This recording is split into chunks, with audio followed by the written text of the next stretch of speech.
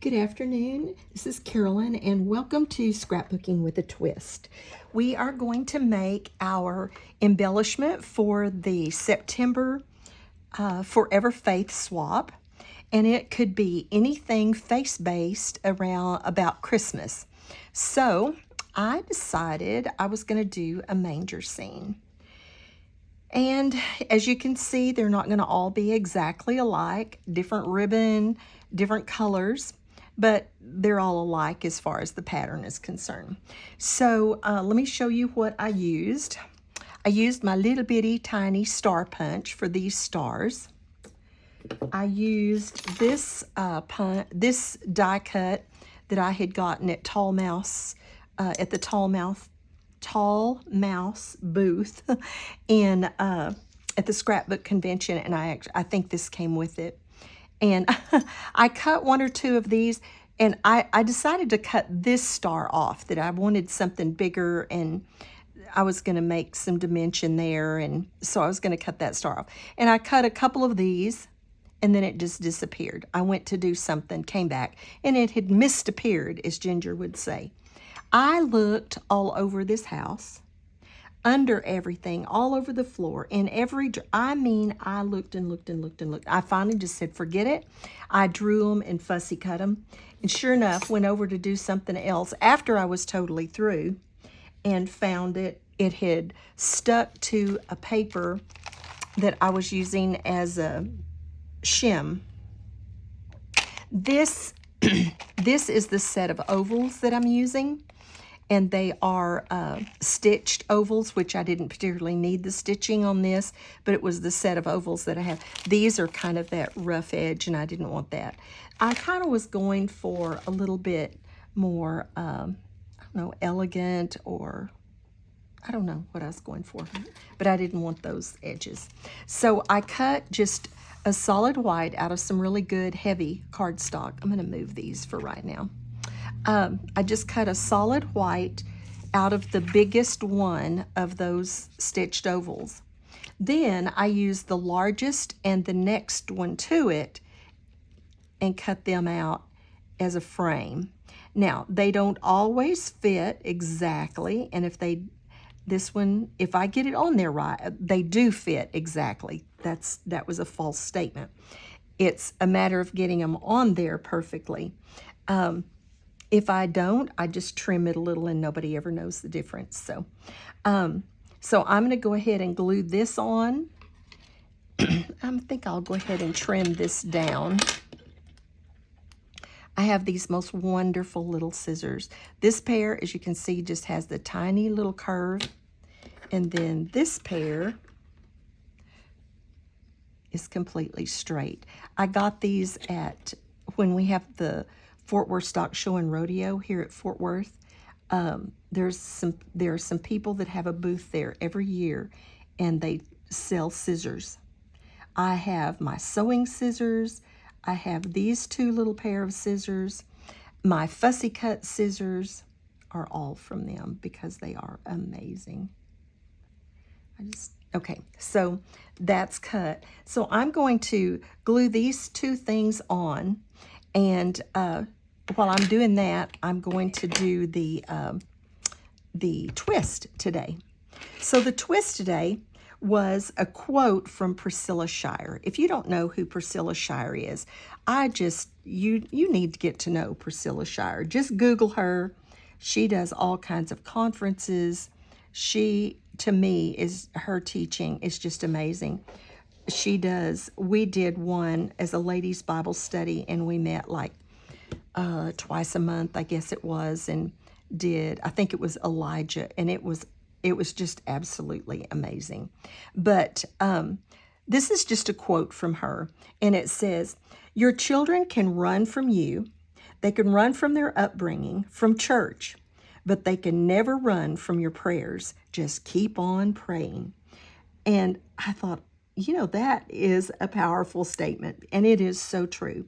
And sometimes our kids do run from us, but that is pretty true. And so the scripture that I put with it is one of the shortest scriptures in the Bible, and it is First Thessalonians 5:17, and it says, pray without ceasing.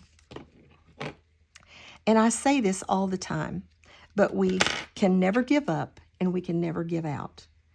I've told you many times, my husband was not a Christian. I prayed for 40 years, literally, and he became a Christian. And so not just because I prayed, but because God is merciful and he is full of grace. But those prayers didn't go unheard. And so you can fill in the blank with whoever you want. It might not be your children. It might be your spouse, your husband, your wife, your parent, mother, father. It might be a sister, a brother, a friend, a neighbor. It could be anyone. But the point is, never give up praying for them. They're never hopeless. Even though we give out, we think that God's not hearing our prayers, he's not answering our prayers. We may not even see the result of those prayers ever. But don't give up. Don't give out. Just keep on praying. Okay, let's get this. Now, I just wanted to seat this right in the very bottom of that oval.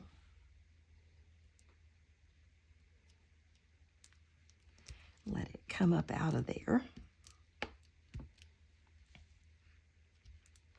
And then we can put our star right here. And I've already got it up on some foam tape.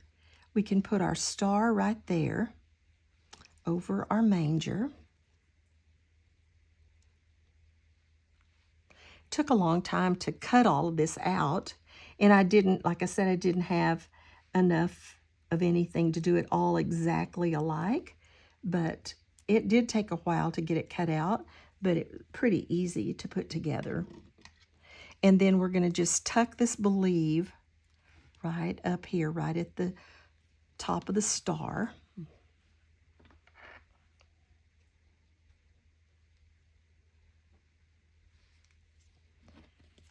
Get a little bit of glue all over it. And I definitely used liquid adhesive on this. That way it gave me a little bit of wiggle room when I got it down if I needed to move it around just a little.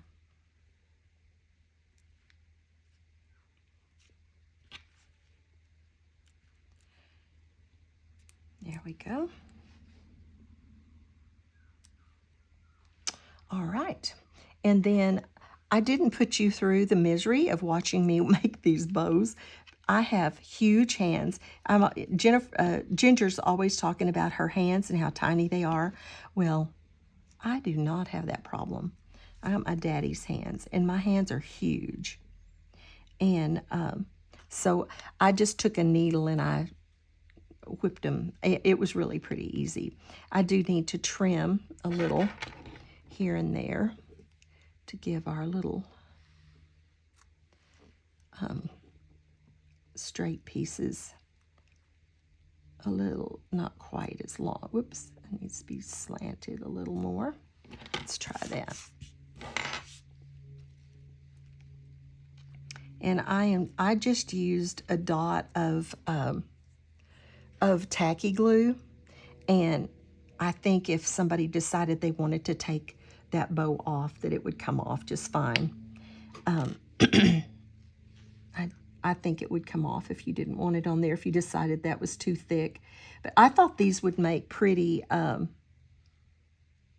see, I gotta get them on the back.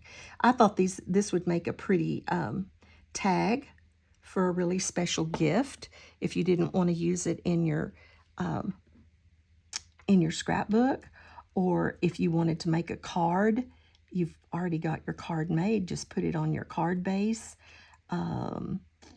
A lot of different, you could actually hang it on the Christmas tree if you wanted to, but a lot of different uses for this, because I was thinking I might use some as tags for some special gifts.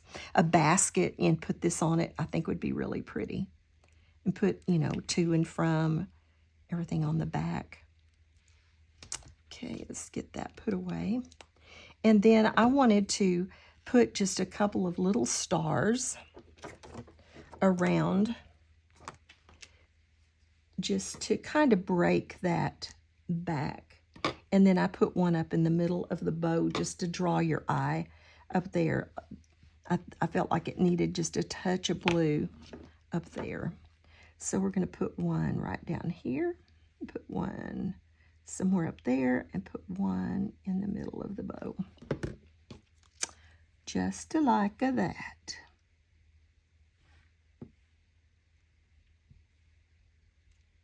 And I am going to trim a little right there when this dries, just because I can see just a tiny little bit of the white, but it won't hurt one thing. So anyway, that is what I decided to do for our Forever Faith embellishment.